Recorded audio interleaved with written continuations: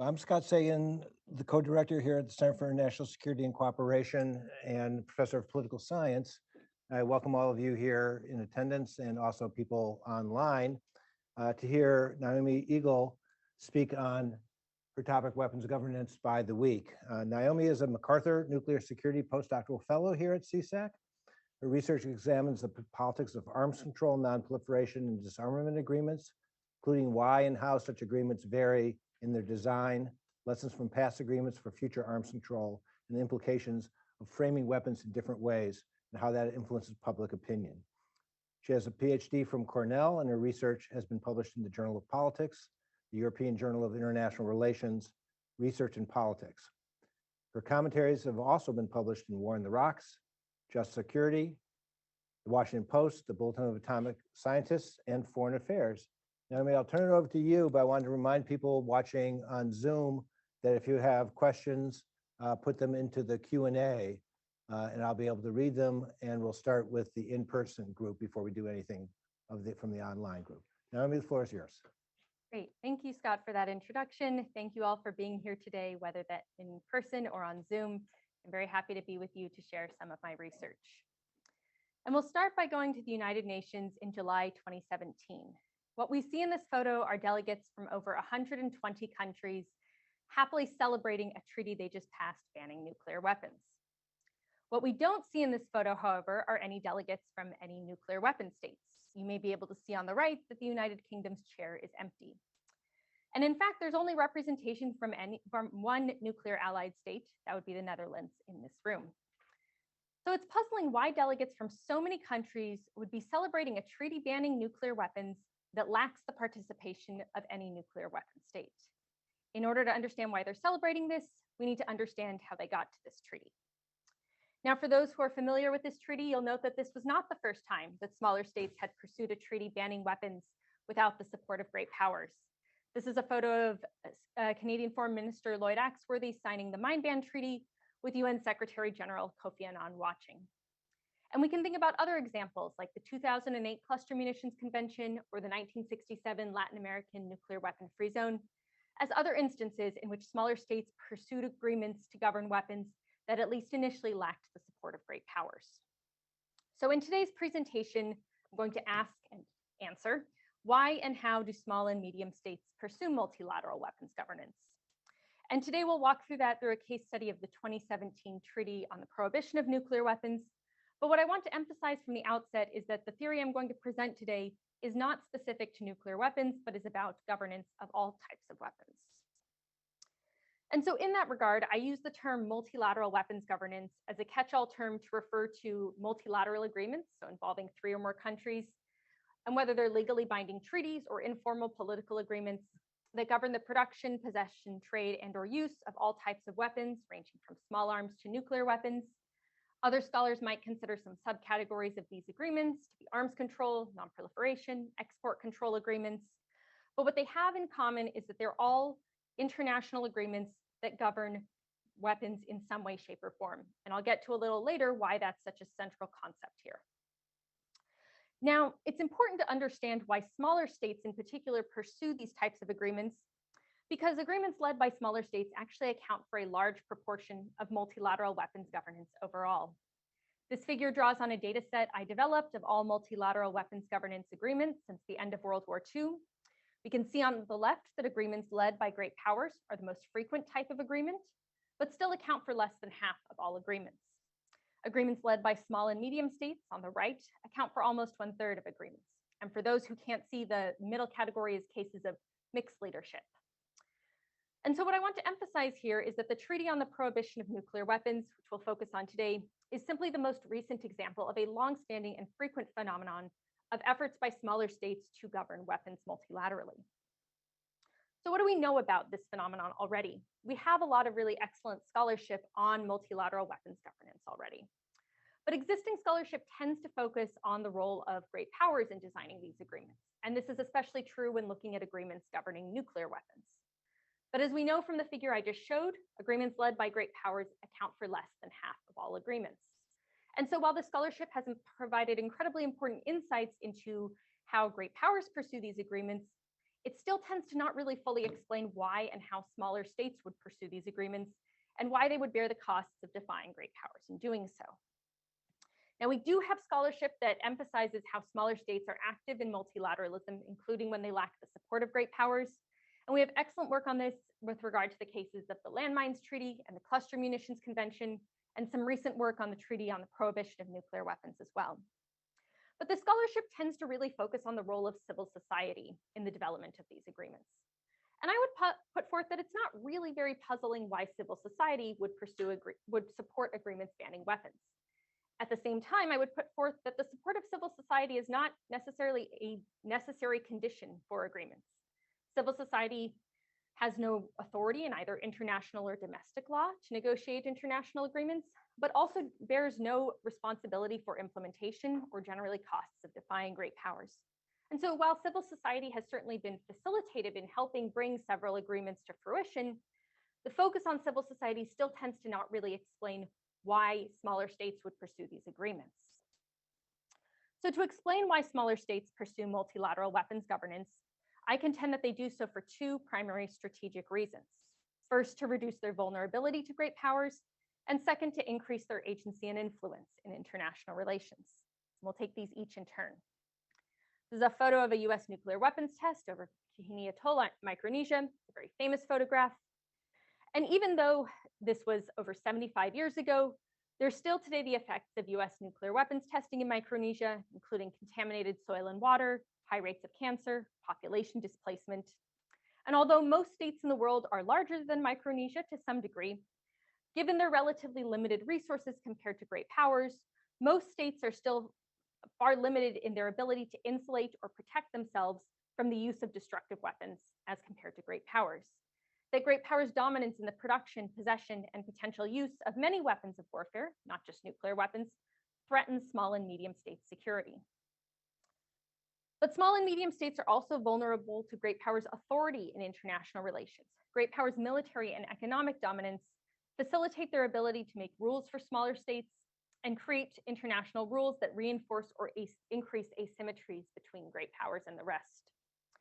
And so creating multilateral rules for regulating weapons provides smaller states with a particularly important way to seek to reduce their vulnerability to great powers, because it's an effort to circumscribe both the military and social elements of great powers' dominance by establishing collective rules to restrict great powers' freedom of action with regard to the use of weapons.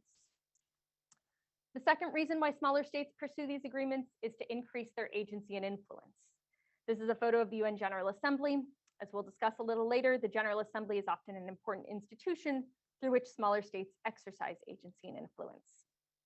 By agency, I'm referring to freedom from subjugation, the ability to chart an independent course of action. Influence is a consequentialist form of agency that involves shaping options or outcomes for others. And in seeking agency and influence, smaller states are attempting to reshape international relations to be less asymmetrically dominated by the concerns and priorities of great powers, and more so by their own concerns and priorities. They're seeking to challenge the international hierarchy that affords great powers special rights and privileges, and claim a greater role for themselves. And this is where understanding global governance as a system of rule and control really underscores the importance of weapons governance in providing or denying smaller states agency and influence. And I would put forth that these questions of agency and influence, while present to some degree in many areas of global governance, are especially salient in weapons governance because this concerns core elements of state sovereignty and state security, that making rules regarding the weapons that states can legitimately use to provide for their security and threaten that of others is core to what being a state is in the modern state system. Now, of course, having these goals is not the same as having an agreement that reflects them and advances them. And so it's important also to understand the mechanisms and the elements in the process leading to an agreement that are necessary for smaller states to create agreements that actually reflect and advance these goals. And I would note that smaller states don't always succeed in doing so, that the 1980 Convention on Certain Conventional Weapons is a great example of where these goals were certainly present for smaller states, but they did not succeed in building a sufficiently large mass of support and in controlling the institutional format, and thus were not able to achieve an agreement that really did much to advance their goals. But we'll take each of these elements from getting from goals to an agreement in turn. The first is reframing weapons. In international negotiations, frames shape or limit the scope of an issue. They legitimize certain solutions while delegitimizing others. And so framing weapons in ways that advance smaller states' goals is thus a necessary step to get to an agreement that actually advances those goals. Specifically, smaller states are going to frame weapons in terms of their destructive effects, especially their humanitarian effects. This is because framing weapons in this way centers smaller states' vulnerability, thus legitimizing and prioritizing a response that's aimed at reducing this vulnerability while delegitimizing responses that aren't aimed at doing so. So for example, framing weapons in terms of their humanitarian effects makes far less relevant the question of whether a specific agreement is going to advance strategic stability or not. This framing also identifies the source of the problem that needs to be addressed with great powers that produce, export, and possess the weapons in question, rather than with smaller states. And in reframing weapons to focus on their harmful effects, smaller states are attempting to shift the burden of proof to great powers and put the pressure on them to demonstrate that their production, use, or export of the weapon in question is in fact appropriate. And this matters because even when states oppose the actual agreement itself, they may still accept the framing of the issue, justifying their actions in that frame, and inadvertently but ultimately lending greater legitimacy and greater support to the goals behind the agreement. The second key element in getting from goals to an agreement is building support. Now, all multilateral agreements, by definition of being multilateral, require support from multiple states. But small and medium states lack the material and social dominance that great powers have to coerce, bribe, or otherwise induce states to join their initiatives. So instead, smaller states build support for their goals through collective power based on recruiting as many smaller states as possible to join and serve as a counterweight to great powers. So here we have an illustration of the classic analogy for small states in world politics, the Lilliputians tying down Gulliver. He's of course much larger and much more powerful than they are. They're very small, but they work together and ultimately they succeed. They have the upper hand in bargaining and he eventually agrees to their demands. In weapons governance, to build support, smaller states tend to emphasize shared histories and identities, such as regional or post-colonial solidarity, as well as previous instances in which smaller states have worked together to reduce their vulnerability and advance their agency and influence. The third key element in getting from goals to an agreement is controlling the institutional format. As scholarship on forum shopping and contested multilateralism has highlighted, institutional formats differ in the actors and agendas they privilege. And many institutional formats award special privileges, both formal and informal, to great powers. The UN Security Council is probably the most prominent example of formal privileges, but informal pecking orders and informally weighted voting persist through a variety of institutions. So in order to overcome these dynamics and exercise agency and influence, smaller states are going to seek institutional formats that operate by a procedural equality. So one state, one vote, no weighted voting, and vote by majority rather than requiring consensus. So no single state can block a large mass of support of smaller states. And this is because they're trying to increase their agency and influence and overcome asymmetries rather than replicate them through the negotiating format. Finally, agreements led by smaller states tend to have a few common features. First, they tend to be legally binding treaties rather than informal agreements. This is because for smaller states that lack great powers' material resources, international law takes on heightened importance as a tool for exercising agency and influence internationally. And legally binding treaties can empower smaller states because they not just make rules for states that sign up to them, but can provide a foundation for new legal norms or even customary international law that can be, although is not necessarily, but can be more broadly applicable. Second, and perhaps unsurprisingly, agreements led by smaller states tend to place the bulk of obligations and the burden of adjustment on great powers rather than on themselves. And finally, reflecting smaller states' efforts to transform international relations and change the status quo through pursuing these agreements, they tend to characterize these agreements as contributing to the development of new norms rather than codifying status quo norms. And what this means is that they'll still see it often as a success and as an important accomplishment, even if it initially lacks the support of great powers. And they expect that these norms that they're building will continue to grow over time and ultimately have a greater impact. Now, I want to emphasize here that nothing I'm saying here is based on the necessary effectiveness of these agreements, that but these are aspirational goals. And one of the important things to note is that different agreements will achieve these goals to different degrees. I'm not saying that they necessarily succeed in doing this, but I would say that it's equally important to understand why smaller states pursue these agreements in ways that aren't based necessarily on a requirement of effectiveness, that these goals are based on aspirations that may or may not be realized. I would argue are realized to some degree, but varying degrees in all historical examples of agreements that we have, but that this is very much an aspirational effort. So to assess these theoretical expectations for why and how smaller states pursue multilateral weapons governance, we'll now turn to the case study of the 2017 Treaty on the Prohibition of Nuclear Weapons. And I use the case study of the TPNW because it's representative of agreements led by smaller states in a variety of ways. So first, this is a map of the states that participated in the TPNW negotiations. As you can see, they're all small and medium states. They're also mostly, although not entirely, states in the global south. So returning back to the data set that I introduced at the beginning of the presentation, we can see on the right that nearly all agreements led by smaller states are formal agreements. They're legally binding treaties. And so it's important to choose a case that involves a legally binding treaty. We can see on the left and in the middle that that's not necessarily true for agreements led by great powers or cases of mixed leadership. Second, if we look at the type of weapon under regulation in agreements led by different types of states, we see that agreements led by small and medium states are quite varied in the weapons they regulate, but tend to regulate either nuclear weapons or small arms and light weapons.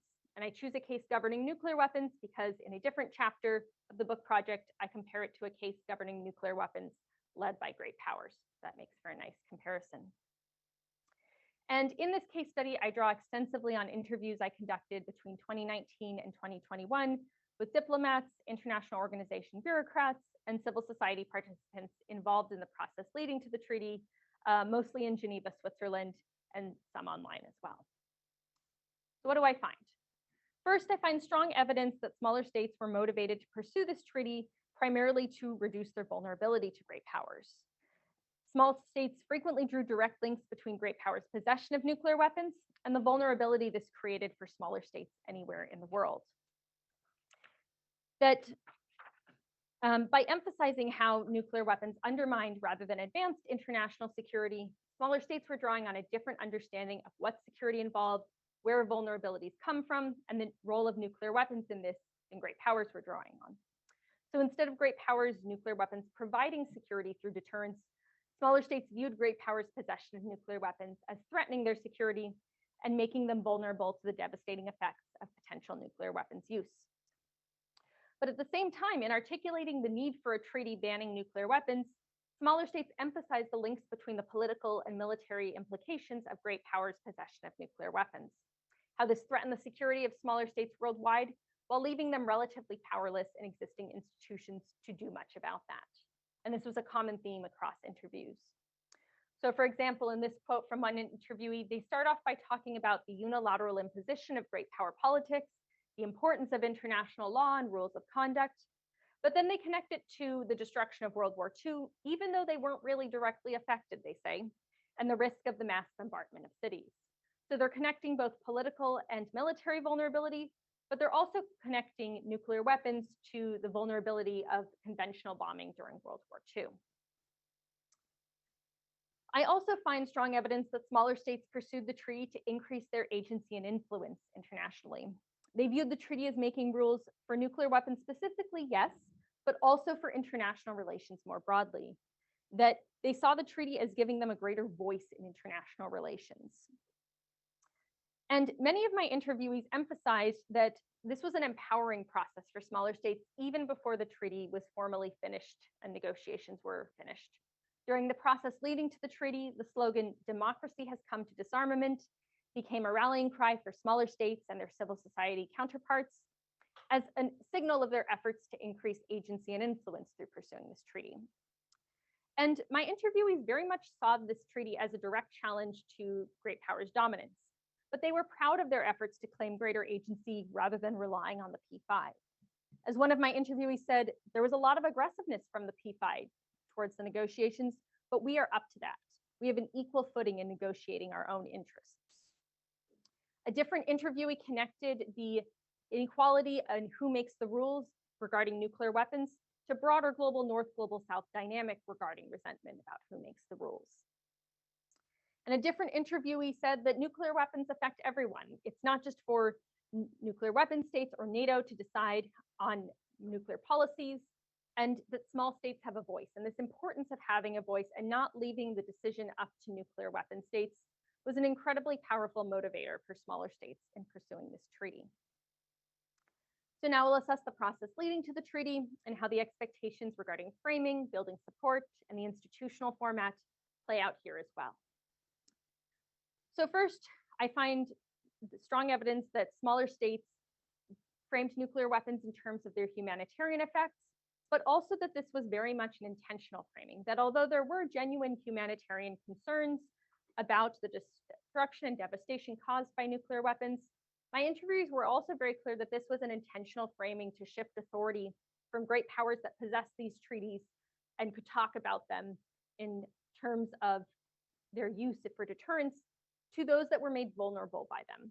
As one of my interviewees put it, the humanitarian frame affords power to states that are not materially powerful. And a different interviewee put it that it cracks the inaccessibility of the issue. The humanitarian frame turns the issue into a justice issue. So again, not to dismiss the genuine humanitarian concerns that also existed here, but to reemphasize that framing weapons was also very much a strategic way to emphasize vulnerability and then create impetus for an agreement that would be designed to address that vulnerability. Second, to build support for the treaty, I find that smaller states connected it to different regions' experiences with the harmful effects of nuclear weapons and previous initiatives led by smaller states to govern weapons, including nuclear weapon-free zones, which we see here on the map in the dark orange, as well as the more recent examples of non-nuclear treaties, such as the Landmines and Cluster Munitions Treaty. In Latin America, for example, proponents underscored the region's role as the first nuclear weapon-free zone and the pride that Latin American states had in that history. In Africa, they linked their concerns over the vulnerabilities posed by nuclear weapons to the harmful legacy of French nuclear testing in Algeria, but they also highlighted post-apartheid South Africa's unique role in dismantling the apartheid regime's nuclear weapons as evidence that smaller states really could exercise agency and influence in getting rid of nuclear weapons. Third, regarding the institutional format for negotiations, smaller states pursued a mandate to negotiate this treaty in the UN General Assembly. And this was not a consensus decision. It was passed by a vote of 113 in favor to 35 against, with 13 abstentions.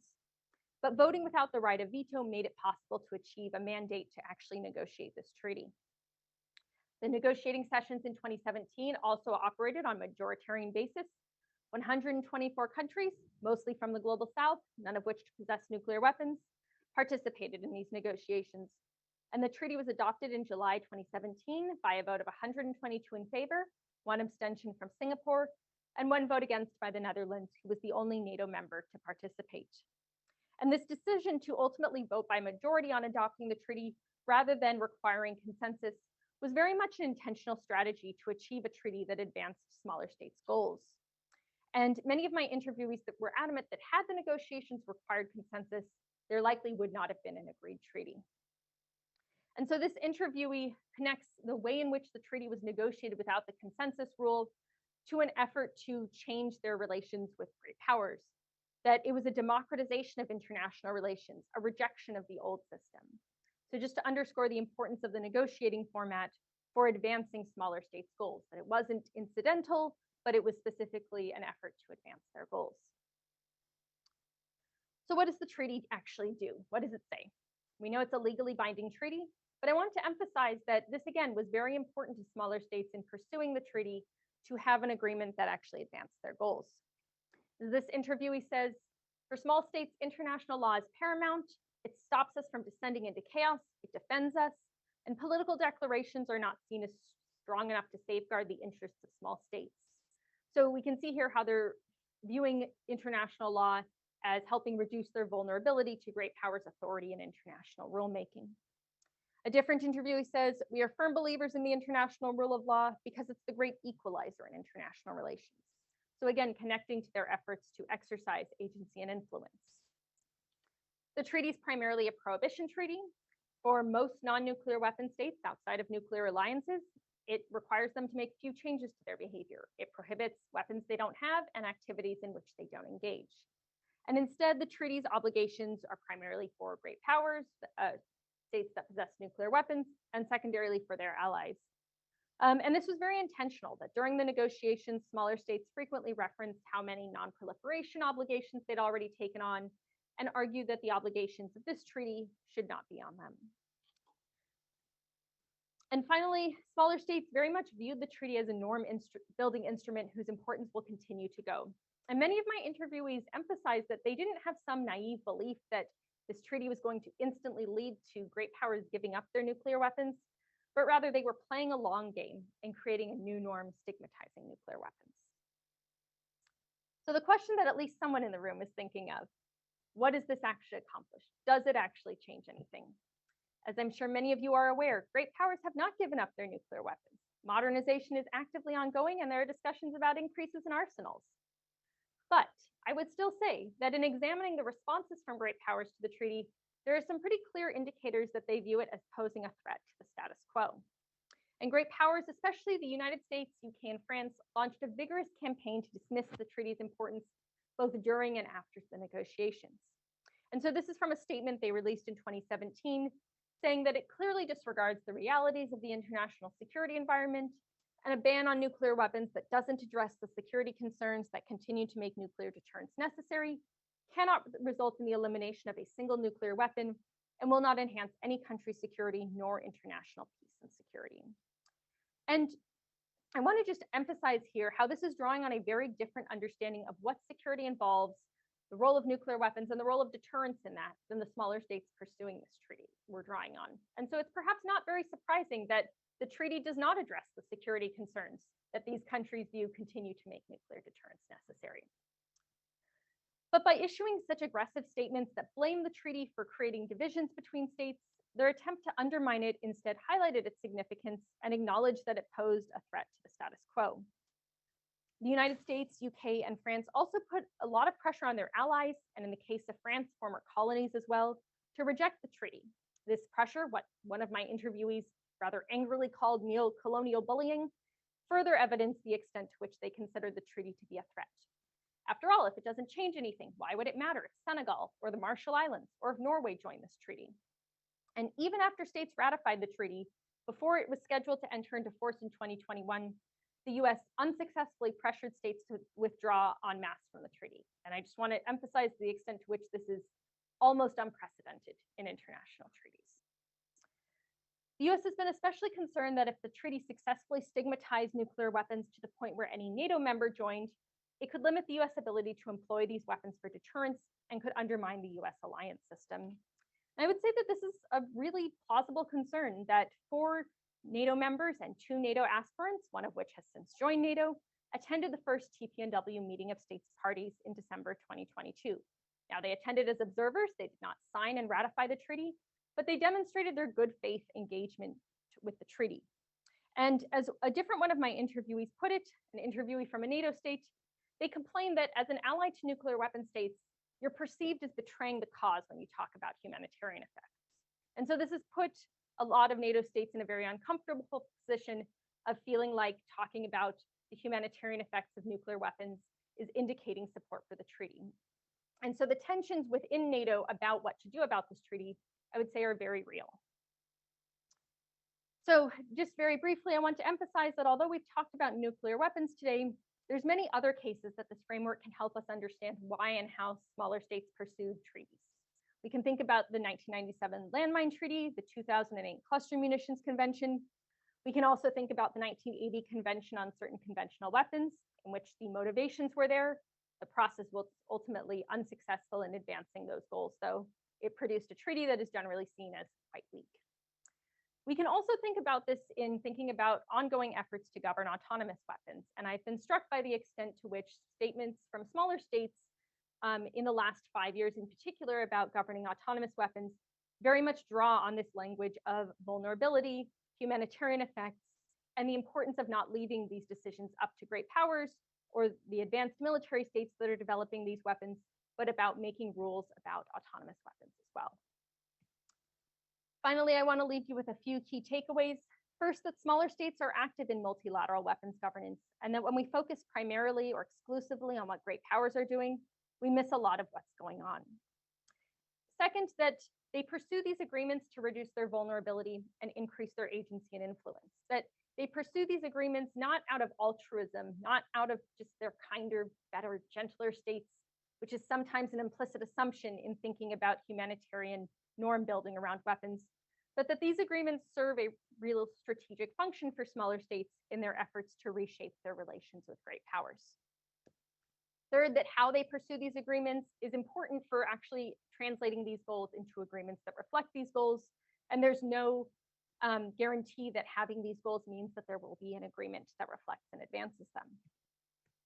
Finally, although the content of agreements will probably look different, I think there's lessons here for other issue areas. And in particular, we can think about smaller states' efforts in the area of climate governance to reduce their vulnerability to the emissions that have been produced and the climate effects that has been produced, but also to not leave the decision-making up to great powers or the most powerful industrial states in the area of climate change, but rather to take ownership of that process and what the outcome of dealing with the climate crisis will be. So I'll stop there. Thanks so much. I look forward to your questions and comments. Thank you, Naomi. We'll take the first ones from the fellows in the room, as is our tradition, and then we'll go back and forth between people in the room and people online. So let's have Rhiannon first and Miriam second. And if you could introduce yourselves and what you work on when you ask your question. Great. Thank you so much, Naomi. My name is Rhiannon Nielsen. I'm the cybersecurity fellow here at CSAC, so definitely not in the nuclear space, but that was really, really interesting. Thank you so much. You mentioned really briefly that the US tried to influence these smaller and medium-sized states to withdraw their support from the treaty, and they were historically unsuccessful in doing so. I would just love to hear a little bit more as to how they tried to influence these states and why you think they were unsuccessful in doing so in this particular case. Thanks so much. Yeah, thank you. So I'll say that I don't know a whole lot beyond that. My understanding is that demarches were sent to the states that had ratified the treaty. I think it was unsuccessful because states rarely unratify treaties or withdraw from treaties that they have ratified, especially a treaty that was about to enter into force and that these ratifications were necessary for it to enter into force. So these states there was their own reasoning had not changed. And again, this is pretty much unprecedented. So it was a very, very unusual thing to do. And it backfired.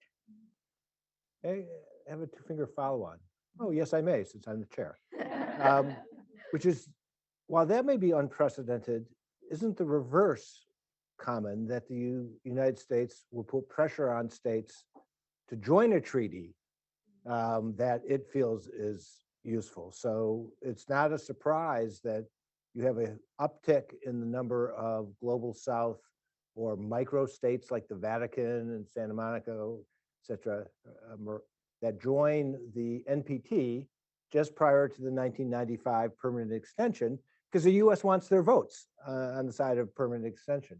So to me, this is like the mirror image of that. So it's unprecedented in one way, but in another way, it's precedented. Is that right, or yes, not? I think that's very much right. What I would say is, as a mirror image, it works one way, but it doesn't work the other way. Interesting.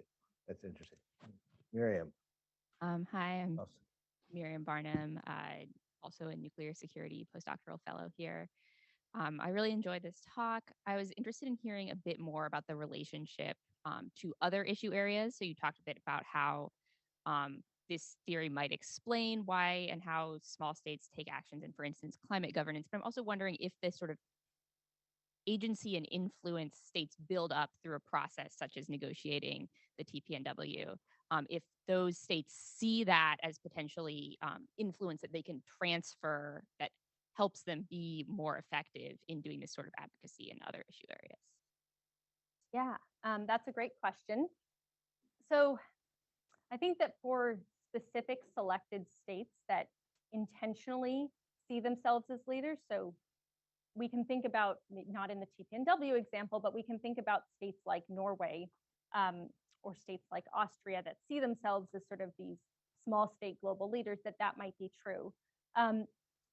In general, I would say that sort of across sort of different agreements governing weapons, we see repeat players, but not the same states leading every single initiative. And so I think that in sort of the interviews that I conducted, there was a hope that this would lead to more action on other issue areas or galvanizing partnerships. I think that those are still mostly aspirational, but it's something to look at more in depth as well. Ian. Hi, thanks, Naomi. Great talk. My name is Ian Reynolds. I'm a pre-doctoral fellow here at CSAC and also HAI. Two short questions. One on framing. Do you know of cases in which like there's basically contestation and debate over framing, like they just can't come to something, so these deployments of humanitarianism or whatever just aren't really that effective because this block of small states can't come to an agreement on what they're going to use? And second, do you know of cases of bigger states just kind of being cool with small states expending their political capital and coming to these agreements, and they know they can jump in at the end if they want to, sort of like we're cool with you having a little agency here or not? So thanks. Yeah, both great questions. So on framing contestation, definitely. So writing a bit about the 1980 CCW, so I'm going to go back to that because that's fresh in my head. But there was definitely framing contestation about whether weapons were inherently inhumane and therefore had to be banned, or whether weapons had legitimate uses, which was the position of great powers. And it was really about the use and improperly trained armies. But if you had a properly trained army, these weapons were perfectly legitimate to use in warfare. And so that was a framing contest. The N Treaty has a little bit of both in it, but that was very much a effort to frame that smaller states were not successful in having the overriding framing. I would also say that, when we think about, for example, when we think about the NPT, the framing is about other states' possession or acquisition of nuclear weapons. It is not about existing possession by the P5, but it is about other states acquiring nuclear weapons. So we would say it's about horizontal proliferation, not vertical proliferation. Did you want to jump in? On your second question, in which great powers are happy to let smaller states go ahead and do this, I would say it depends sort of on the extent to which the treaty changes the status quo. So if we think about the 2013 Arms Trade Treaty, which the US initially opposed, came around to support, not going to ratify anytime soon because of domestic US politics, but did come around to support. The US position under the Obama administration was that the treaty made other countries' exports in line with existing US export policy. So in cases like that, powers are happy to let smaller states develop agreements as long as they don't see it requiring changes. And that's not to say that great powers never agree to agreements and make changes. The 1980 Conventional Weapons Convention, and especially Protocol 3, which dealt with incendiary weapons like napalm, had some shifts in US policy. But in particular, if an agreement is not going to require a significant burden of adjustment, it's much more palatable. I'm going to have Julie and then Orr.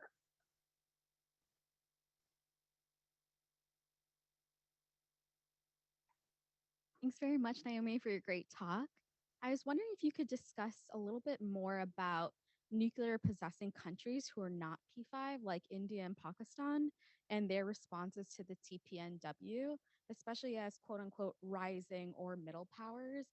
Is this about wanting to mimic the great powers or the P5? So if you could talk a little bit about that, that would be great. Julie, could you introduce yourself to people online who don't know? Sorry, my name is Julie George. I'm a pre-doctoral fellow here at CSAC and at HAI. Thanks. Thank you, Julie, for the question. I'm very happy you asked that. So one of the things that has been interesting is that the focus of these efforts by smaller states has not been towards those countries, even though they possess nuclear weapons as well. It has been towards the P5.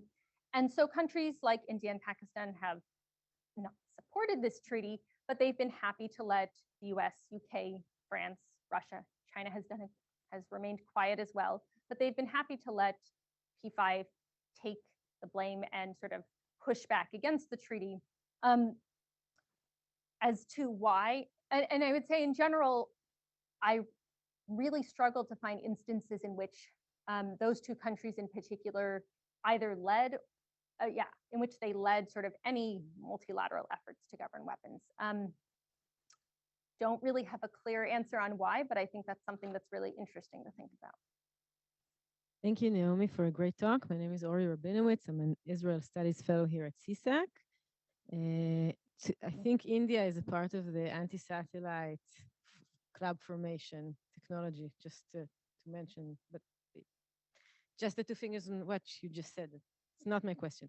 My question is about club formation. It sounds to me that you're describing some sort of a learning process in which basically the smaller powers have reverse engineered the mechanism of club formation and how the bigger powers have run the game in the past few decades and have now understood how exactly to game the process and to build the clubs, or to build club formation in a form that suits them as well. But this depends on the timeline, and I'm not sure if it fits a reading of an evolution like I think it fits or not. So I'd like to hear your thoughts about that, and thank you for a terrific talk.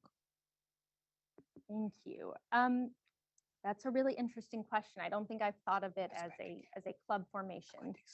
I wouldn't necessarily see it as sort of a linear evolution. I mean, these debates over whether decisions are going to be made by consensus or by majority vote are certainly there in the 1970s over the CCW. Questions about what the appropriate format for negotiations are prevalent throughout the NPT's early history as well, and which countries should be involved and how much the ENDC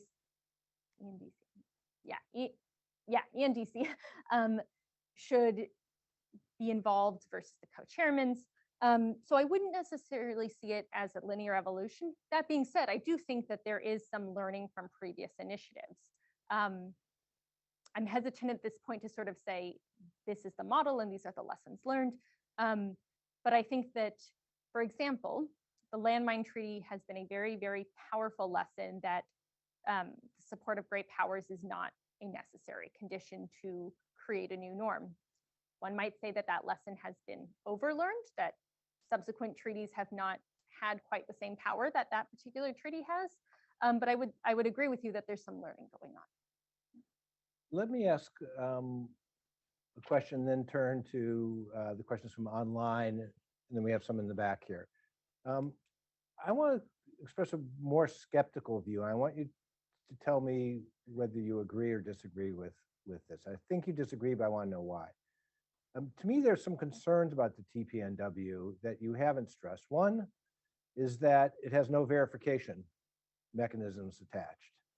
And to me, that suggests that they're more interested in the symbolism than the actual effects. And that there may well be some who are doing this because they so strongly disagree with the lack of progress on disarmament that they want to voice a protest, but want to do less to actually reduce the risks of other countries getting nuclear weapons.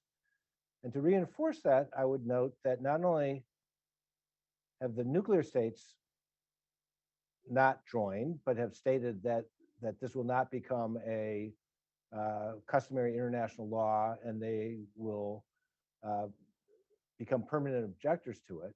Not only have the non-nuclear weapon states that are allied through NATO and elsewhere not joined, but some critical countries that I worry about and that I think others do, Iran, Saudi Arabia, the UAE, Turkey, and Egypt have not joined. So it strikes me that before we celebrate the TPNW, we should note some of the weaknesses in it, and that should help us understand some of the incentives that may exist, or at least lack of concerns in that area that have not been surfaced in the celebratory TPNW meetings that you've witnessed. What's wrong with that view? So I think we disagree maybe less than you've stated, but so I think you're right about those concerns. Those are very real concerns about the treaty. And I, as a personal view, am somewhat skeptical that the treaty will achieve its aspirations. In particular, because as you said, not just states with nuclear weapons, but critical nuclear aspirants have not joined either. Where I think I would disagree is that I think that voicing protest can still be compatible with these goals, and is not sort of meaningless. That it's an effort to reduce risks through a different framework. That in sort of technical discussions about verification, smaller states lack the expertise that great powers have. And they see putting pressure on great powers and seeking to stigmatize nuclear weapons and reduce their salience, not reduce their salience, reduce their value as a way to reduce risks. Now, it may be a misguided approach, but I think that voicing protest can still be an effort to work towards those goals. This comes from Paul Edwards, Senior Research Scholar at CSAC and head of the Science, Technology, and Society program at Stanford. And he says, I'm curious about how you're disciplined, but I'd also think I would add how you personally think about the language of humanitarian concerns being used in this context. Because it strikes Paul as an outsider that that's odd, putting nuclear harms in the same category as famine, drought, flood, in the same terms as charity organizations devoted to those issues. Why not be more blunt and use terms like human death and suffering, or nuclear annihilation, or death and suffering of non-combatants, or something else more specific to nuclear war and to nuclear weapons? It's a great question. On sort of the specific of why the suffering and not death, I don't have a good answer to that. That's a really interesting question. I would say more broadly, however, that I think the framing of it as a humanitarian, in humanitarian terms and as a humanitarian issue, is precisely too connected to areas where there is widespread agreement that suffering caused by something or suffering in some form is unacceptable. And so it's attempting to link it to sort of a larger master frame about acceptability and unacceptability. I wouldn't necessarily say that the alternative language that he put forth doesn't do that. But I would say that it's an attempt to link it to something broader than nuclear weapons.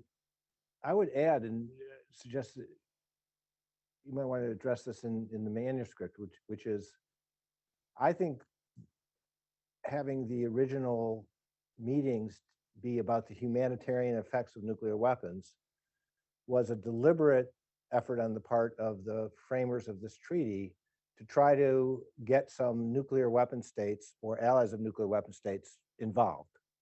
Because if they said at the beginning that the goal is to have a legal ban on nuclear weapons,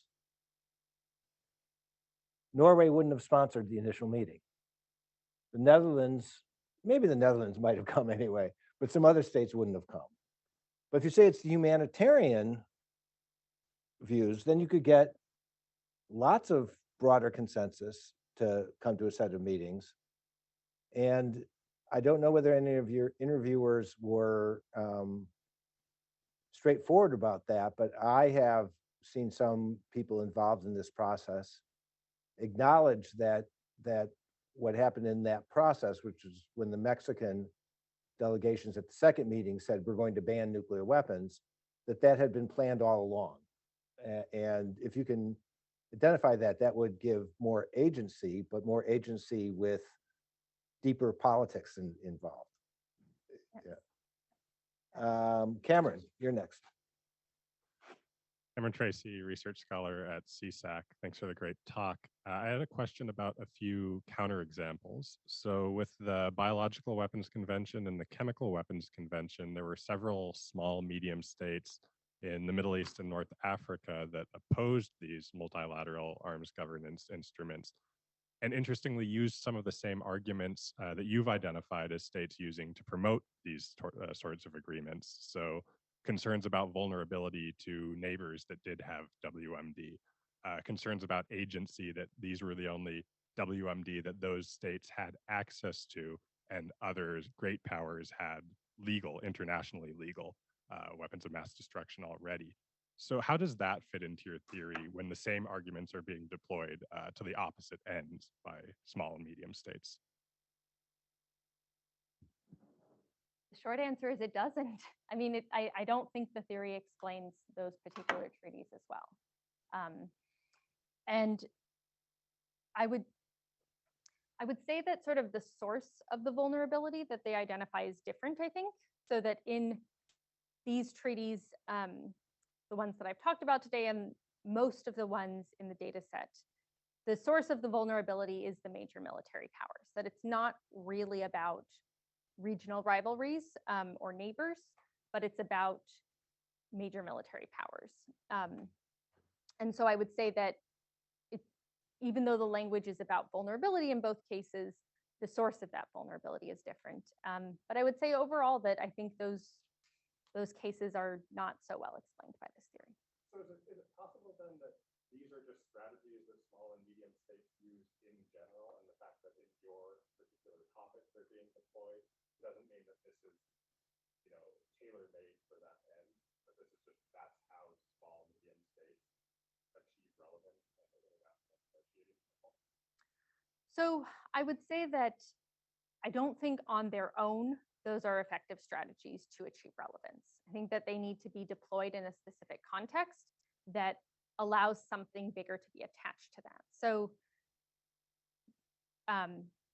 emphasizing vulnerability and a solution that addresses that vulnerability. If the vulnerability is something that a large number of states share, then an international agreement to address that vulnerability becomes a clear solution. I think vulnerability and agency and influence are on a very basic level, somewhat universal concepts, but I think the manner in which they're deployed and the sort of solutions and the sort of frameworks and the sort of policy changes that they end up being used to address them are quite different. Harold, and then Twofinger afterwards. Thanks, Naomi, for the talk. Harold Trinkunas, Deputy Director here at CSAC. Before I jump to my comment, I would just offer an alternative view on the exchange you just had with Cameron, which is, and it links to what Scott said about some of the potentially aspirant states on the nuclear side, such as Iran, Saudi Arabia, UAE, et cetera. In both cases, it strikes me that you might have a group of small and medium states that have made the decision they were never going to acquire these kinds of weapons. Let's say in this case, nuclear weapons, or versus a group, and weapons, also states who decided they're never going to acquire those weapons. And then there's small and medium states who are reserving their options. And so they might not be participating or trying to obstruct the process because they're among those aspirant states. And I wonder if you reframe it that way. Still, it's strategic action, but between states who have foreclosed the possibility they might acquire these weapons ever and are basically trying to reduce their vulnerability in the mechanism you did, in the way you described, versus this category of aspirant. So the other thing I wanted to talk about was, have you looked at cases where sort of the great powers participate in these kinds of negotiations on limits on the use of force, let's say, even if in the end they might not ratify them? And I think Scott might know where I'm going with this. The additional protocols to the Geneva Convention, which the US participated in the negotiations in the Carter Center, but never ratified. I have to give full credit to Alexander Koch, one of our honor students last year, who wrote a wonderful thesis on this. But I know, and as evidence from your example where you cited, for example, Belgium or the Netherlands or Norway as states that participated in the first meeting, but not the subsequent meetings. What is the calculation of those sort of major powers and their allies about when it's useful to participate in these negotiations to shape the outcome, as it was in the case of negotiating the additional protocols to the Geneva Convention? Thank you. Yeah, thank you. Both on your first comment, I think that's a really helpful way of thinking about it. On your question about sort of when is it useful to participate, even if they don't end up ratifying? I think that in many agreements, the US has participated, even if it's not eventually ratified and joined. That the US participated in some of the talks around the landmine treaty, even though it never joined. And in some ways, the TPNW is more of an outlier in that regard. There's, in sort of the interviews that I've done with US policymakers, there's a calculation about sort of at what point efforts to influence the process are either entirely ineffective or unproductive, and that's when it stops. Not sort of a clear generalizable point at which that is, but I would say that in general, the US does try to influence and shape the process. And ones where the US didn't join or didn't join immediately. Yeah, I mean, there's several. So not to come back to the same case over and over, but in the 1980 Convention on Conventional Weapons, the US participation really, really watered down the protocol on incendiary weapons like napalm, and made it something that the US could live with. And I think that the archival records show that smaller states, especially Sweden, but also Switzerland, were really pushing for a much more wide-ranging and effects-based ban on the use of incendiary weapons. Yeah, the CTBT is also another example. Although I would say that I think there's a distinction between the US supports a treaty and it cannot ratify it for domestic political reasons. And so both CTBT, but also the arms trade treaty would be another example of that. We often have this tradition of having a one finger or two finger, but now we have a third finger because Tom Finger is going to ask the last question. Thank you. Tom Finger. I'm a fellow upstairs in Ape Park. Thank you, Naomi. It's a very, very good presentation. I wonder if you could think out loud a little bit, or maybe reflect work you didn't talk about. Tension between aspirational and operational objectives. And another is demonstration of agency by small and mid-sized states being defined as different than or in contradistinction or opposition in some way to the major players. Bringing these together is, demonstrating agency by getting things done that actually may be desired by some of the major players. And two examples that I don't think have happened. One is pressure from small and middle-sized states on China, at least, and others to join arms control talks with the United States and Russia until they broke down completely because of Ukraine. We were stuck because both Russia and the United States wanted further reduction, but couldn't do it without having China at the table. Another is the 4 nuclear states that aren't a part of the P5. Pressure to be in. It's the best may be opposite in opposition to the good here. That having those states inside some of the conventions would seem to be more desirable than having them outside. And what role could the small and middle-sized states play, and why don't they? So, thank you. That's a great question. I think that the distinction between agency as aspiration versus agency through getting things done, in sort of the case of nuclear order, there were efforts by smaller states for many, many years to play within the NPT and put pressure on great powers to make more progress on disarmament. And I think that when we saw that with landmines as well, to efforts through the CCW in existing formats, same with cluster munitions, and that when sort of these efforts to pressure great powers to make those changes when smaller states feel that those are not going to succeed, then I think there's a shift to this more aspirational norm efforts to change things through norms that will eventually change the calculations of states that don't sign up to them. On smaller states, I think you're right that there's a lot that smaller states could do to exercise agency that isn't oppositional. I think that some of that does happen. I think it receives a lot less attention, but I think there is some pressure from civil society to be oppositional. And my colleague Margarita Petrova has a theory about the Cluster Munitions Convention in particular that frames civil society praising smaller states who went up against great powers and said how horrible they were for using cluster munitions, garnered a lot of praise and attention from civil society. But that's not,